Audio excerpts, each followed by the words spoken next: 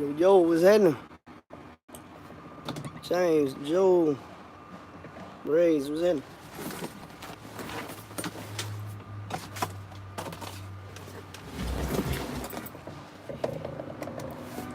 Chris, what's happening? We're in Dallas. I'm probably gonna be in Dallas tomorrow. We'll see. You know, I'm out there every week.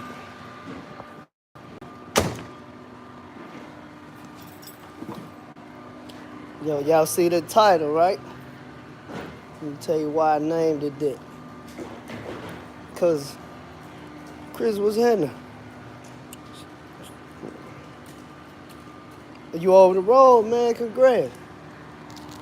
So look, I'm gonna tell y'all why everything going good. It could be going better, but it's cool, you know. Just hate I keep calling on these lows and like, man, we need a big truck for it. And, you know, which, like I say, the only reason I hadn't went and got one yet, because I got some other stuff I'm working on. Plus, it just wouldn't be smart financially, because I know if I get a big truck, it need to be running all the time. Tell me what was happening. Oh yeah, I chopped it off. Kind of regretting it. I really like my hair, even though some people didn't. But it's my hair. It ain't theirs. Carl, listen.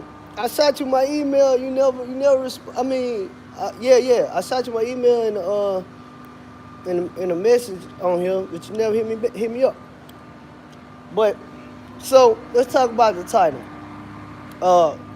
The reason I named that, because I get a lot of people that hit me up and they say they want to get into the business, but you know, okay, I got you. I send it on here. Hold on. Matter of fact, I'm gonna do it. Oh, I guess I can't type right now. I don't know, but I think my response should be, why do you want to get into business? Because a lot of people want to get into business because of the trend, and they don't understand how tough it is to profit money in this business. A lot of people get in for titles, just to say that the owner op, or look at my Disney partner, they're owner op, or to say they own their own business. But I've said it before, that stuff means nothing to me. You know, I'm big on how much money you put in your pocket. Well, I don't want to know how much money somebody put in their pocket personally, but I'm saying you should ask yourself that how much money you're actually putting in your pocket after all your expenses. And if you're not profiting, then yo, what's up, Sam? And if you're not profiting, then you're not putting money in your pocket, then hey, you don't really need to be in the business. Because soon tough times come, you're going to get the whining and crying, and you're going to be mad and say people lied to you and all this other stuff. Exactly.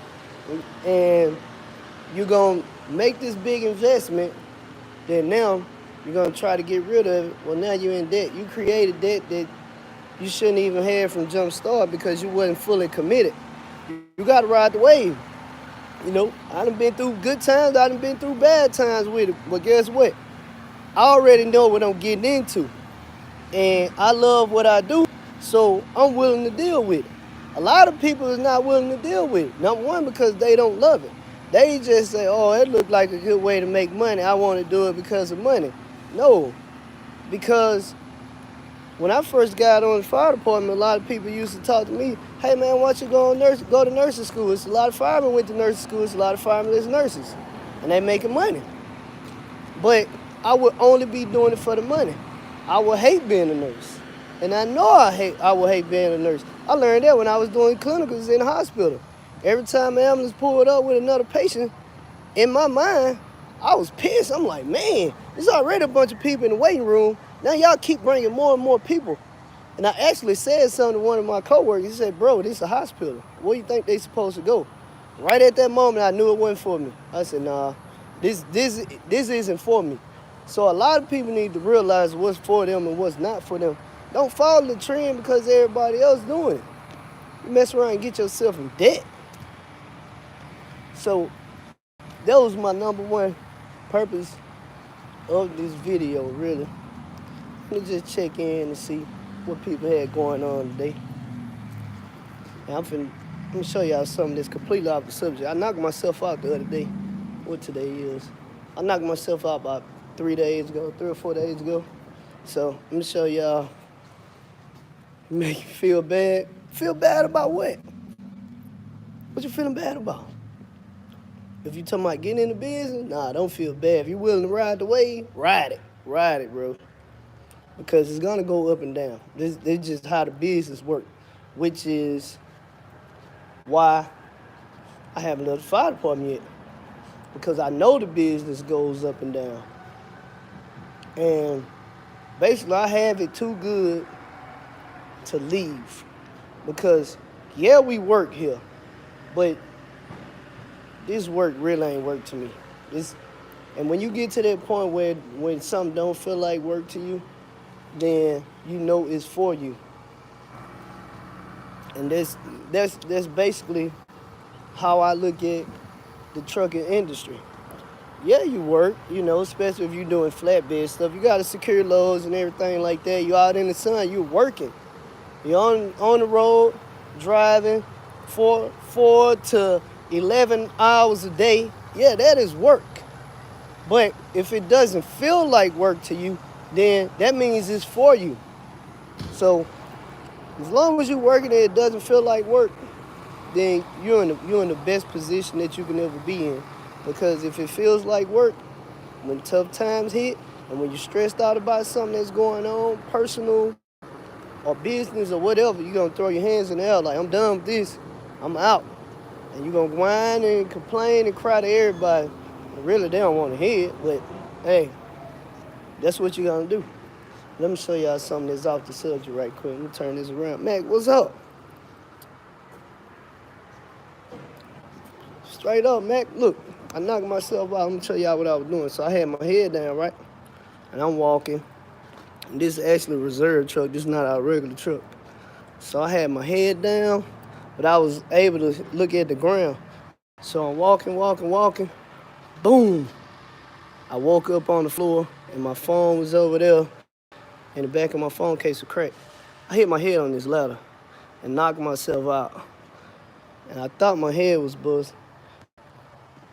I woke up on the floor, had a big knot on my head, and initially this eye wasn't bothering me, but like the following day, this eye was, well, one of my homeboys said something to me. He was like, man, I ran right into that ladder, man, knocked myself out.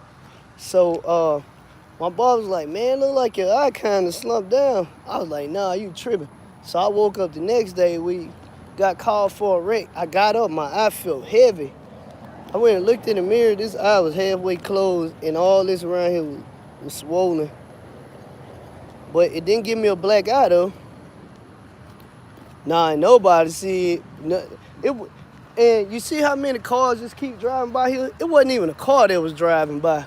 That's what's crazy. But, I mean, the captain wanted to do paperwork. They wanted to send me to the hospital, all that. I refused to go. But I was like, nah, I'll be all right. And then even the following day when I came to work, same thing, seen my eye. They was like, man, you need to go to the hospital, at least get an x-ray or something because you might have a concussion. But appreciate it, Tim. Let's delete it. I'm still under warranty. My truck's still under warranty. I still got probably about 8,000 miles before my warranty run out.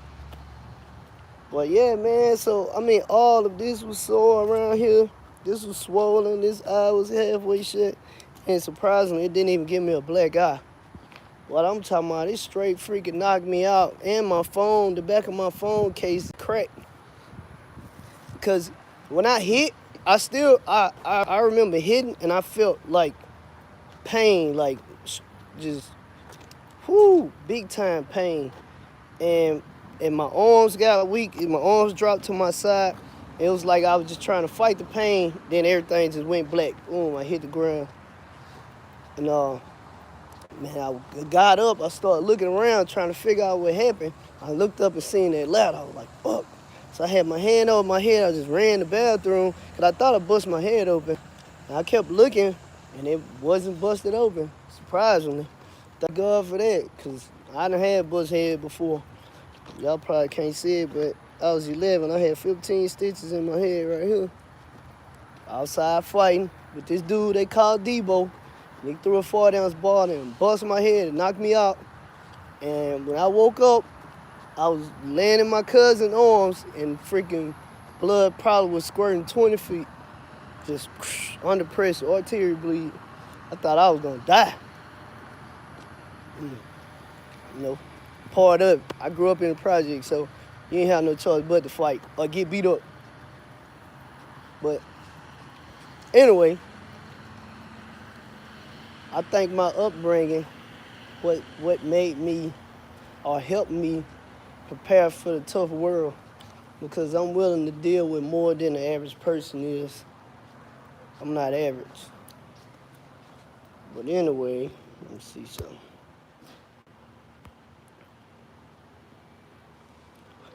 Yeah, I didn't want much. I was just checking in with everybody. I've been reading a lot of books lately, getting highly educated. And I know I'm late to the party, but currently on Rich Dad Poor Dad. Man, that book has been mind blowing. I don't think I ever took that many notes ever in my life. Got to fight in the project? Yeah, you don't have a choice but to fight in the project. Because I was the tiniest person in the projects and in school and everything else. I was the smallest person my whole life. And now, it's a concept that I always use. A lot of people say, you know, hey, look, a lot of people say, people my size, hey, you got little man syndrome. But let me show you something. That may be true for some cases. Oh, yeah, Rico, my boy. Yeah, definitely. Matter of fact, I just hung up Rico probably about 45 minutes ago. But in some cases, that may be true. In most cases, not true. I'm finna tell you why. Let's say, all right, Mac a big dude. So let's just say, I ain't know Mac didn't know me. We on the basketball court. And, you know, guys on the basketball court, they talk a lot of noise. Well, I'm talking a lot of noise to Mac because we in the game. We pumped up. I'm just keep talking to him. Yeah, man, you ain't nothing. You blah. I'm just blah, blah, blah. Mac mind, Mac is going to be extremely pissed because he's going to feel like, man, look how big I am and look how small he is. I'll be damned if this little bitty dude talk to me like that. So, me being an adult and him being an adult that goes out of the door is the fact that this little dude better not talk to me like that. So then it doesn't become, if you look at it like it's supposed to be looked at, don't become me having little man syndrome. It's the big man having big man syndrome. It's another way of looking at it. I know y'all probably never looked at it like that, but it's facts. But Mac, I had to use you, because you the big dude I know right now. Hey. Oh, the book. Yeah, I got off subject. Rich Dad Poor Dad. Man, this book is freaking amazing. Y'all need to get this book, man. Y'all need to get it. Big time. Then I have, man, what's the name of this other book? Small Businesses for Dummies, I think that's the name of it. I got this book. I got a book. Man, I can't remember the name of it. I gotta tell y'all what the name of it is when I get home. But it's how this guy started a airline company, a private airline company, because he kept getting turned down for information. He wanted to get into this business and nobody would help him. He ended up starting his company on his own. So Then he give you the insight to how he did it, what to do, what not to do. So definitely. All these books teach you a lot because they teach you how to, I guess, prepare your taxes, uh, man, how to move your assets around, everything. You know, it teach you a lot of information that you wouldn't know on your own. So, and of course, how to make your money make money. That's the whole purpose of assets anyway. But yeah, man, I just wanted to get on here and check in. I'ma holler at y'all. Mac, hit me up when you get free. So y'all be easy. Peace.